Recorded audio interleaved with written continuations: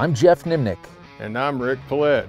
And we're the hosts of The Last Stand. Coyote hunting is my passion. And coyote calls are my livelihood.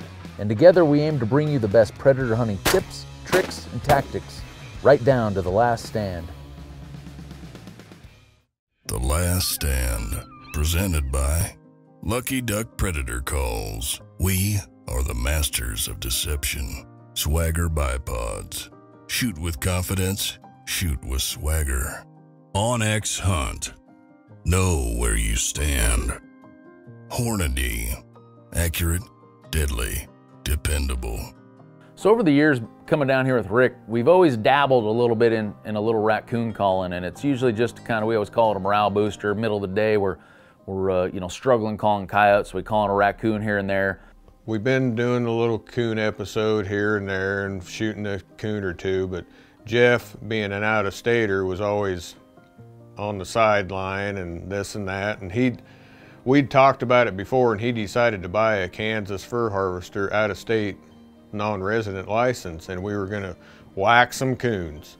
And when I was down here in November, we decided, it'd be fun to come out here before the fur bearer season ended and do nothing but pretty much call raccoons for a full day and see what we could do. And I like doing it anyway, and it's a blast. So what I decided to do was pull out my old Matthews, and I'll try to shoot one with a bow. That way I ain't taking, he spent a lot of money to buy that license, and that way I've shot plenty of them anyway myself. So I wanted him to, be able to be the main shooter, and I knew if I was sitting there with a shotgun, it was going to be a who shoots first kind of. We kind of have a tendency to do that anyway, and I like to see him run over the call for some reason. I really like that as well. So I decide I'm going to shoot him, try to shoot one. I would just be happy to stick one with a bow. So we're switching gears a little bit. We kind of had this planned out that we were going to hunt coyotes for the first, maybe 2-3 hours of the day, when the conditions are usually a little bit better. Coyotes are on the move. And then during this middle 4 or 5 hours of the day, we're gonna try to call in as many raccoons as we can. Rick's gonna try to get one with his bow. I'm gonna back him up with the rifle here. Bunch of old buildings. We snuck right in within about 40-50 yards of these old buildings. And he's just gonna fire up the raccoon distress on there, play it as loud as he can. We're gonna sit here for just a couple minutes and then on to the next spot.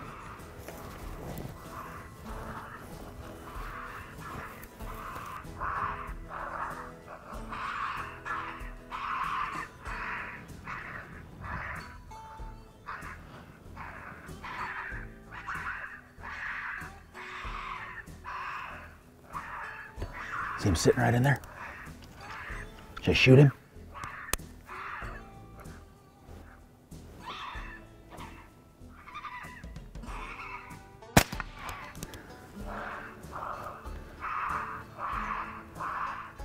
Nice shot. Coming right at the call.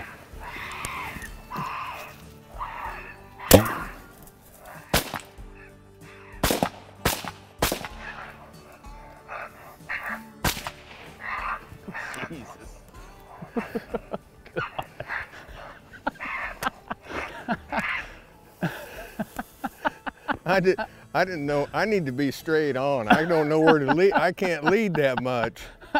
And he went the wrong way for me. I had my gun slamming into the fence. I couldn't. Well, that was pretty funny anyway. God. I don't know where my arrow. I almost shot the call, I think. Bet nobody never shot an arrow in a roughneck before.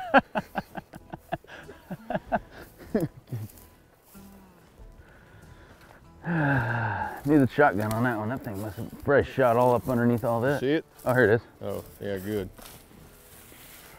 I only got 3. I don't know. I didn't know if that one was going to come or not. No, that's exactly what I would have done there. Yeah. Well, the ones we're looking for was like the second one.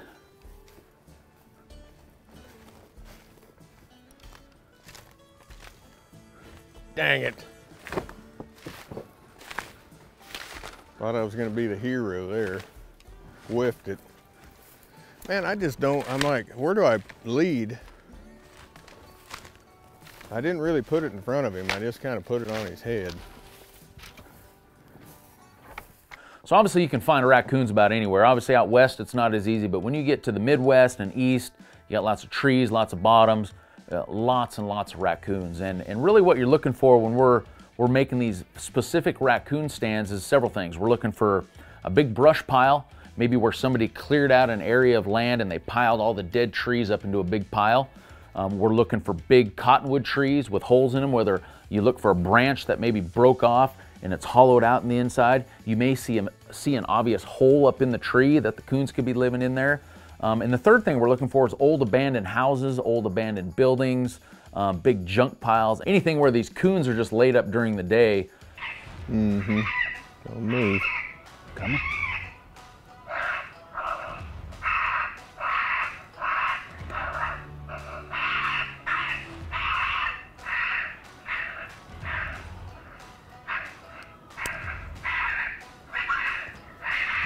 Shoot him.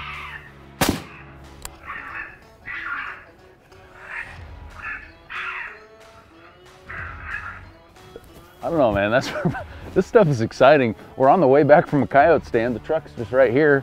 We're like, hey, there's a couple big cottonwoods. We didn't see any den holes up in there, but we thought, what the heck? But there's a big brush pile right here. When I suck at calling coyotes, I just go find some coons. And I don't know why it works so good, but they like to fight. We put the roughneck in the little limb right there because I've had them like jump 3 feet off the ground and just grab onto the call before, so I thought that'd be kind of funny. But he didn't make it there, but I'll bet we get some here in the next couple of days to run over the roughneck. You know, not every raccoon's gonna come running to the call, just like coyotes. Some are more aggressive than others, you know, and but the ones that you get to come down the tree or off the brush pile or out of the house and come to the call, it is just, it's so exciting to watch because they just run the call right over before they realize, oh, this isn't what I thought it was.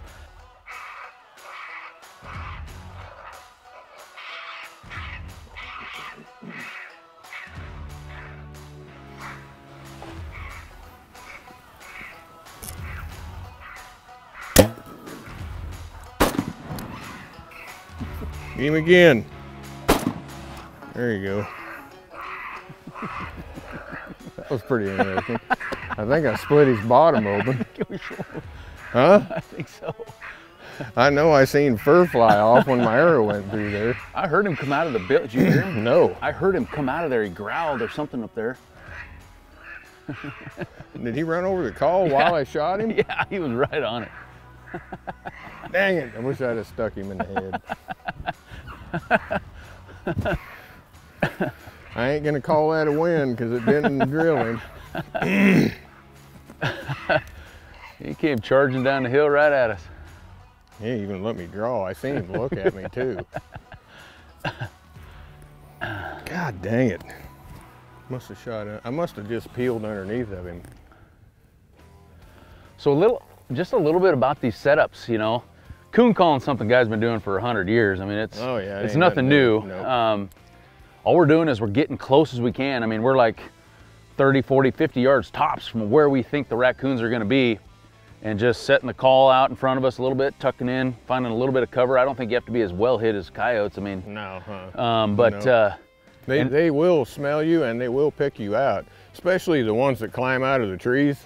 And I think they got a better, like a bird's view. Yeah, I see that they pick us out and they get out of there. But and then all you're doing is going to the raccoon folder, and what was a raccoon distress number 2 seems to be the favorite one, and that's the one I don't even just play cranking another it. one. You can't blow them out. I mean, you're ripping it. Yeah, I had that thing on 32 and it run over the call after an arrow went kind of skidded through it. I'm sure I hit it. Somebody tell me I hit it. I kind of just shaved under it, and then we got over there on the river, and I thought I need to give more lead. I'm not leading them enough. So, and when you're looking through that peep, tracking them, you can't tell what's to the right or anything. You're just seeing your peep and your pin, and over here to the left.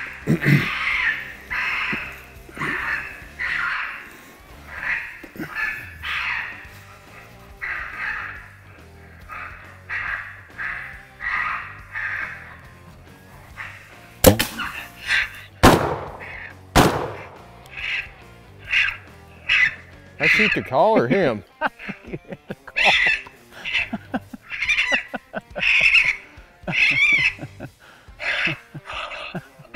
I think I heard it hit the call. Huh? I think you hit the call. I kind of do think I hit the call. I thought I hit him too, but he flew up in the air kind of funky, didn't he? Boy, I just can't figure out the lead on them things. Man, that could, he came from a long ways. He picked it up, he put it in fourth gear when he got about right. He come over that little thing, he growled and roared. Well, I'm glad we walked across this half-a-mile muddy slop deal to do that. There's your arrow stuck clear down there. I can see it.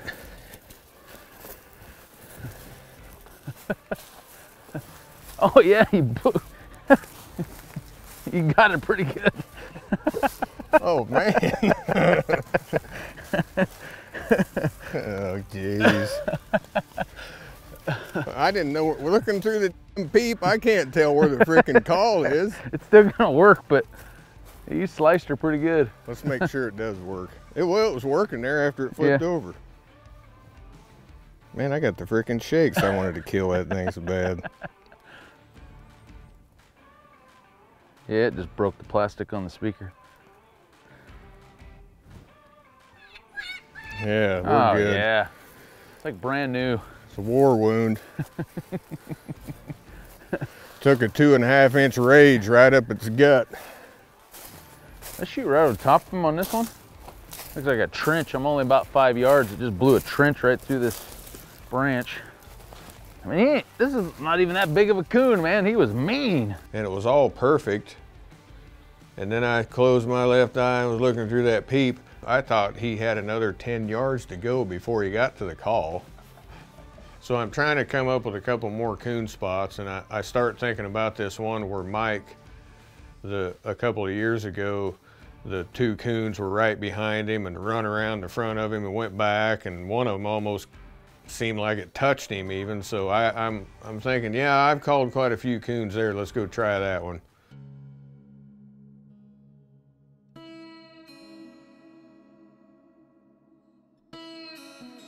And did the same old, you know, I love the coon distress too on the Lucky Duck calls. That's my go-to. It's really the only one I ever use.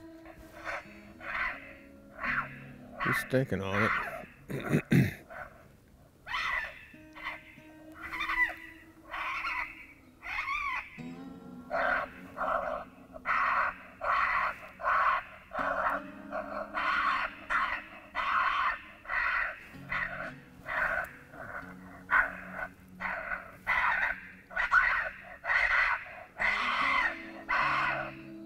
Comes right down the fence.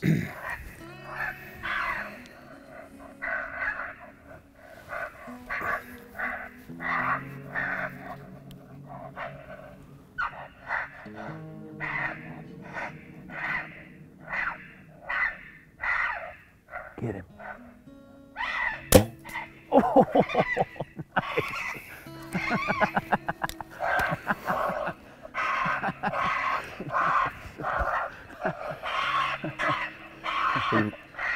Is that a different one? That's a different one. He ran into the hole right there.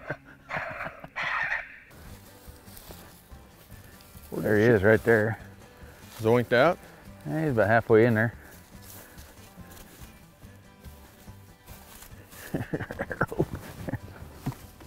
Make sure he's dead. Oh yeah, he looks.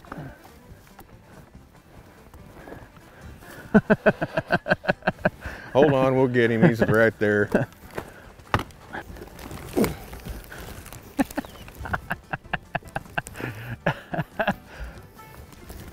Okay, pull me out, Jeffy.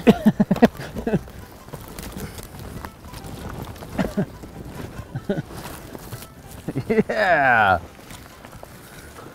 Woo! It's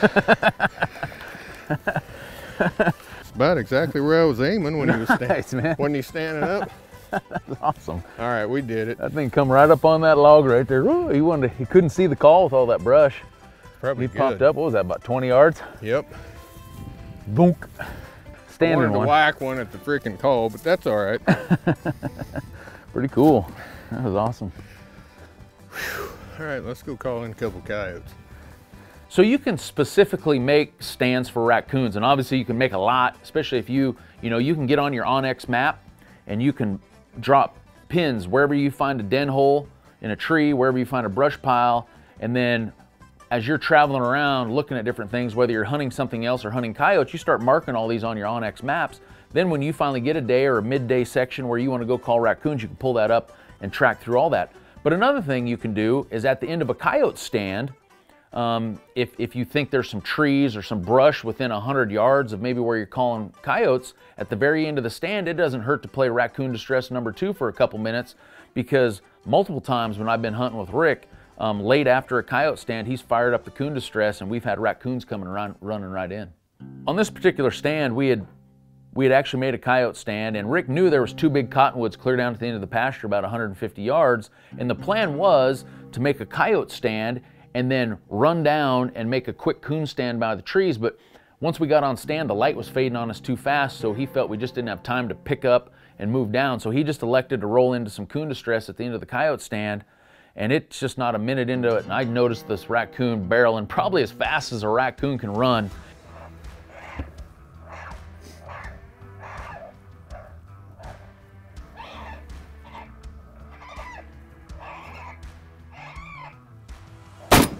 Oh, Jesus.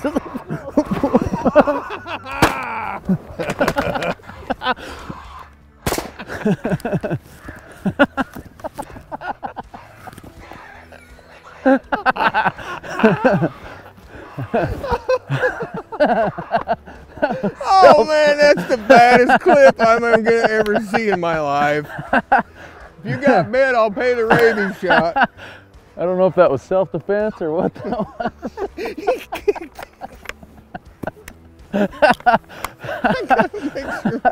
Oh man, that was great. Did you get it? Yeah, I got it. I hit it, I thought, didn't I? I don't know, man. It was running right at us. I'm like, oh my God, what do I do? I can't, I'm bawling, I'm laughing so hard. That's gonna be the baddest clip ever. I literally seen him kick that coon up in the air. Oh man. That's funny. Did you see it? Man, that coon, I thought, should I shoot it before it hits the call or what? Oh man, I give myself a backache laughing so hard.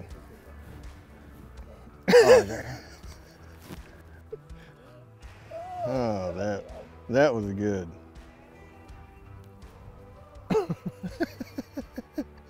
Wonder if Max stayed filming or went like, got scared and moved and pointed up in the sky. What do you think?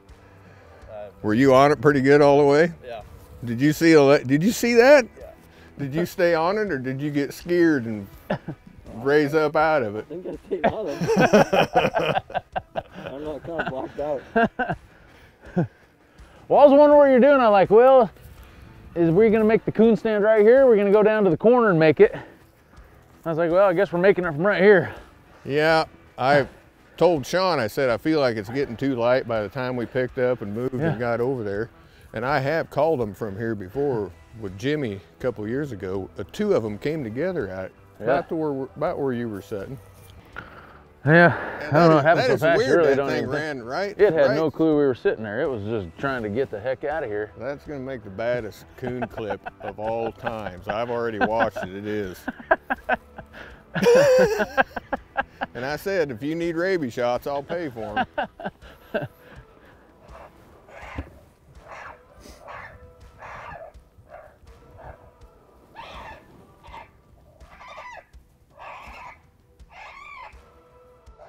Oh, Jesus.